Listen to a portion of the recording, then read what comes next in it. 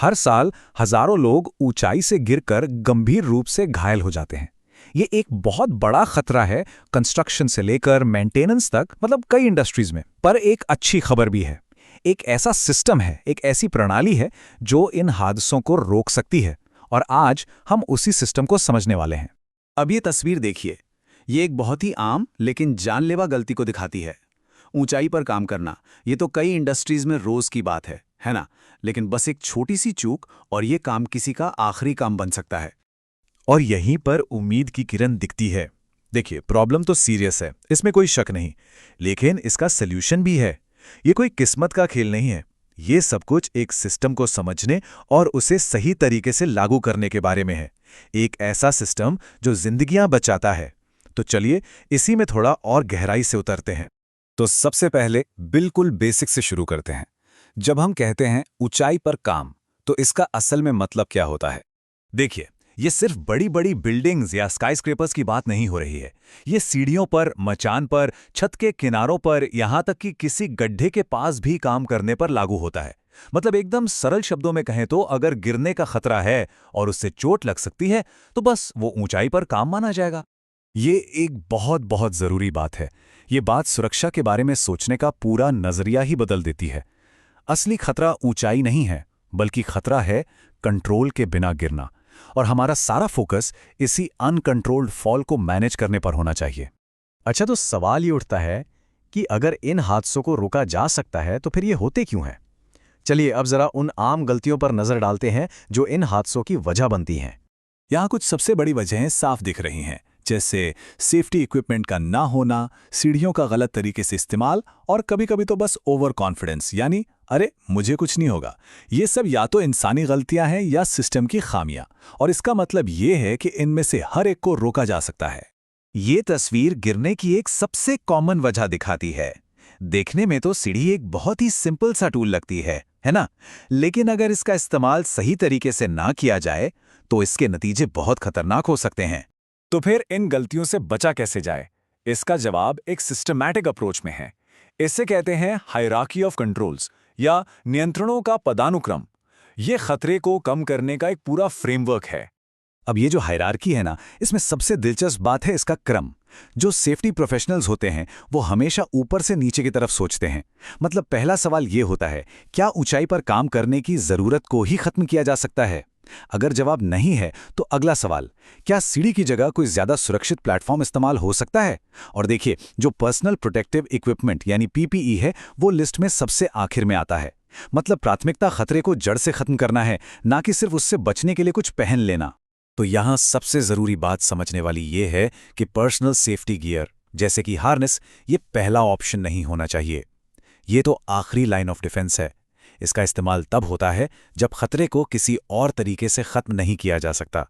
और सच कहूं तो ये सोच सेफ्टी को देखने का पूरा नजरिया ही बदल देती है।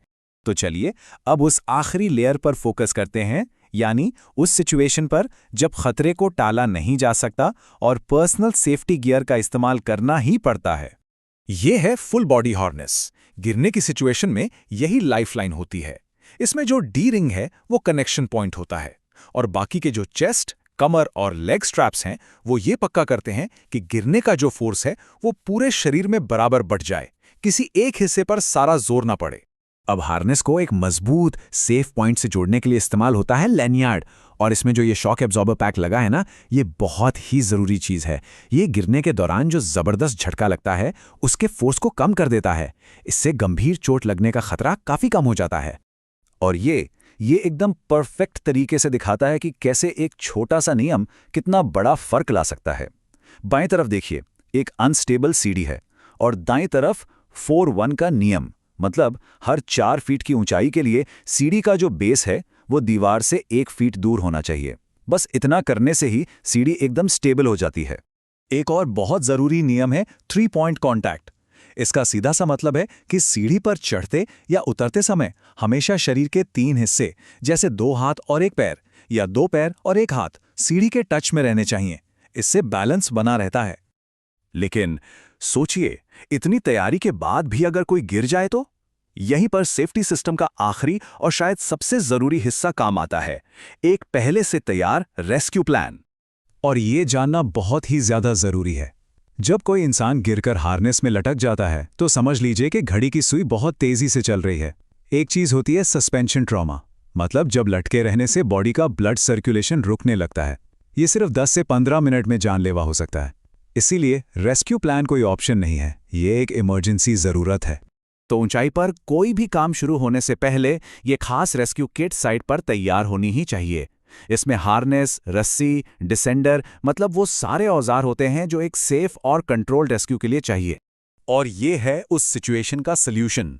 देखिए, रेस्क्यू का मतलब घबराकर कुछ भी करना नहीं होता। ये एक प्लान्ड, कंट्रोल्ड प्रोसेस है जिसे एक ट्रेन्ड टीम करती है। प्लानिंग और तैयारी, यही जिंदगियां बचाती हैं। तो प्रैक्टिकली ये सब होता कैसे है? कुछ इस तरह। काम शुरू करने से ठीक पहले सुपरवाइजर इस चेकलिस्ट को देखता है। क्या हर हार्नेस को चेक कर लिया गया है? क्या रेस्क्यू किट मौके पर है? क्या मौसम ठीक है? अगर किसी भी सवाल का जवाब नहीं है तो काम शुरू ही नहीं होगा। सिंपल। और ये हमें सबसे पावरफुल और ना टूटने वाले नियम पर लाता है। सेफ्टी पर कोई समझौता नहीं, जीरो कॉम्प्रोमाइज। अगर इस पूरे सिस्टम का एक भी हिस्सा मिसिंग है तो काम रोक दो, स्टॉप वर्क। ये सुनने में बहुत सिंपल लगता है, लेकिन यही वो सिद्धांत है जो ये पक्का करता है कि हर कोई दिन खत्म होने पर अपने घर सुरक्षित वापस जाए। अगर आपको ये पूरी जानकारी काम की लगी हो तो इसे अपने साथियों और सहकर्मियों के साथ जरूर शेयर करें। लाइक और सब्सक्राइब करना ना भूलें ताकि सुरक्षा पर हमारी आगे आने वाली जानकारी आपसे मिस ना हो। याद रखें, एक सुरक्षित वर्कप्लेस ही एक सूचित वर्कप्लेस है। ज्यादा जानकारी के लिए आप हमें सोशल मीडिया पर फॉलो कर सकते हैं और हमारी वेबसाइट भी देख सकते हैं। चलिए मिलकर सुरक्षा को अपनी पहली प्राथमिकता बनाते हैं।